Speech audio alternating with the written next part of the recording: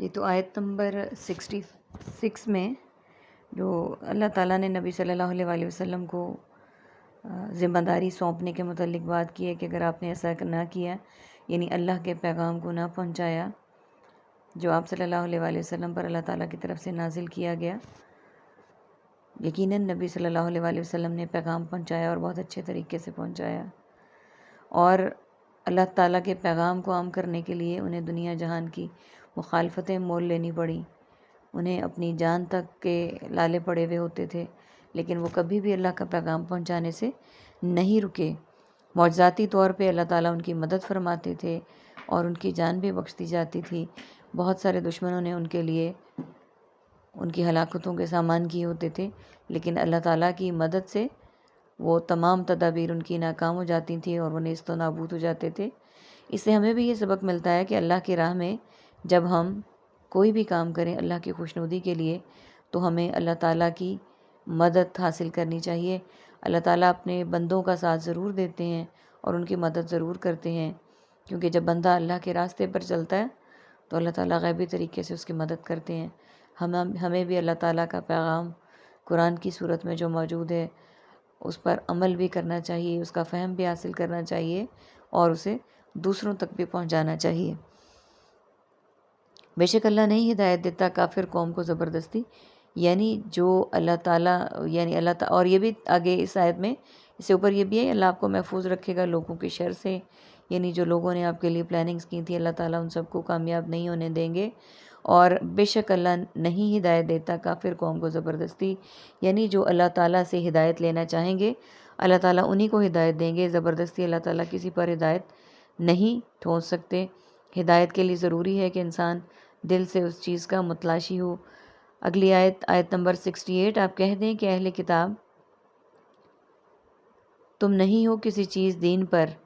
یعنی اہل کتاب یہاں پہ مخاطب کیا گیا یہود و نصارہ کو، ان کو مخاطب کر کے کہا گیا کہ تم کسی بھی چیز پر نہیں ہو،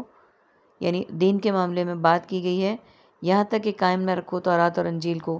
یعنی جب تک کہ تم تورات اور انجیل کے احکامات کو اپنی زندگیوں میں نافذ العمل نہ کر لو، تم کسی چیز پر بھی نہیں ہو۔ اور جو نازل کیا گیا تمہاری طرف، یعنی تورات اور انجیل میں جو احکامات نازل کیے گئے تمہارے رب کی طرف سے، اور البتہ ضرور بڑھائے گا ان میں سے اکثر کو یہ قرآن جو نازل کیا گیا،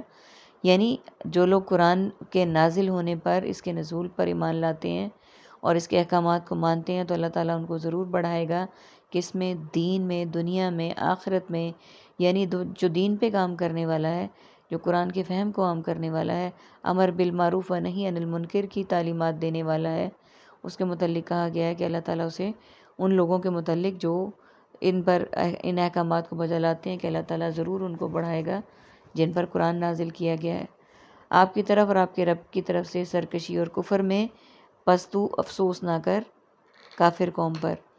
یعنی جو لوگ تو قرآن پاک کو ماننے والے ہیں ان کو اللہ تعالیٰ ایمان میں بڑھائے گا، اور جو رب کی طرف سرکشی کرنے والے ہیں، نافرمانی کرنے والے ہیں، کفر کرنے والے ہیں، اللہ تعالیٰ کے احکامات کا انکار کرنے والے ہیں اور ان کو مانتے نہیں ہیں، ان کو اس میں اللہ تعالیٰ بڑھا دے گا، سرکشی میں اور کفر میں۔ پس تو افسوس کر کافر قوم پر، یعنی جو کافر قوم ہے اس پر افسوس نہ کرنے کا نبی صلی اللہ علیہ وآلہ وسلم کو کہا گیا ہے کہ آپ صلی اللہ علیہ وآلہ وسلم پریشان ہو جاتے تھے ان پر۔ اور اسی طرح سے اس کے ساتھ کی ایک اور مثال ہے کہ ابو طالب نبی صلی اللہ علیہ وآلہ وسلم سے بہت محبت کرتے تھے، بہت پیار کرتے تھے، لیکن وہ ایمان نہیں لائے تھے اور کافروں سے بہت زیادہ نبی صلی اللہ علیہ وآلہ وسلم کو بچانے کے لیے وہ ڈھال کا کام کرتے تھے۔ لیکن ایمان جو ہے وہ تو اللہ تعالیٰ کی طرف سے عنایت کردہ ایک انعام ہے، اللہ تعالیٰ جسے چاہتے ہیں، لیکن انما الاعمال بالنیات، جو شخص ایمان پر کاربند ہونا چاہتا ہے اللہ تعالیٰ اسے ایمان کی دولت بھی دیتے ہیں، اور جو ان کے احکامات کو اور ہدایت کو چاہتا ہے تو اللہ تعالیٰ ان کو ہدایت دیتے ہیں، اور جو اس راستے پر نہیں چلنا چاہتا اللہ تعالیٰ ان کو ہدایت نہیں دیتے۔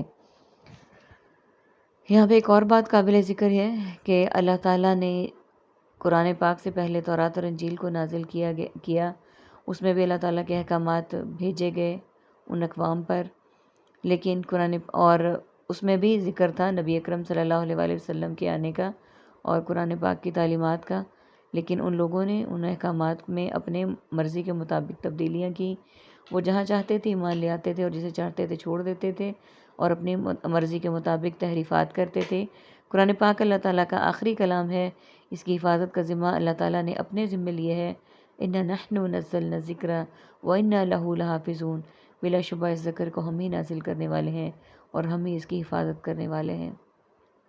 اس کی حفاظت کا ذمہ اللہ تعالیٰ نے اپنے سر لیا ہوا ہے۔ اور آیت کے آخر میں اللہ تعالیٰ نے نبی صلی اللہ علیہ وآلہ وسلم کو مخاطب کر کے یہ کہا ہے کہ وہ افسوس نہ کریں کافر قوم پر، یعنی ان کے اس چیز پر کہ وہ ایمان نہیں لاتے، یا اس طرح سے اللہ تعالیٰ کا پیغام پہنچانا نبی صلی اللہ علیہ وآلہ وسلم کی ذمہ داری تھی، انہوں نے پورا کر دیا۔ اور اسی طرح سے یہ ہم پر بھی ذمہ داری عائد ہوتی ہے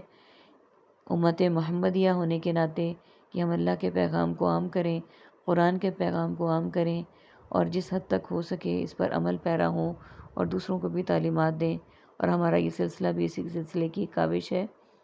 اللہ تعالیٰ سے دعا ہے کہ اللہ تعالیٰ اس میں دن دگنی اور رات چوگنی ترقی دیں اور ہم سب کو دین کا فہم عطا فرمائیں اور دین کی تعلیم کو عام کرنے والا بنائیں۔ آمین ثم آمین۔ وآخر دعوانا ان الحمد للہ رب العالمین۔ سبحانک اللہم و بحمدک، نشہد ان لا الہ الا انت، نستغفرک و نتوب الیک۔ السلام علیکم ورحمۃ اللہ وبرکاتہ۔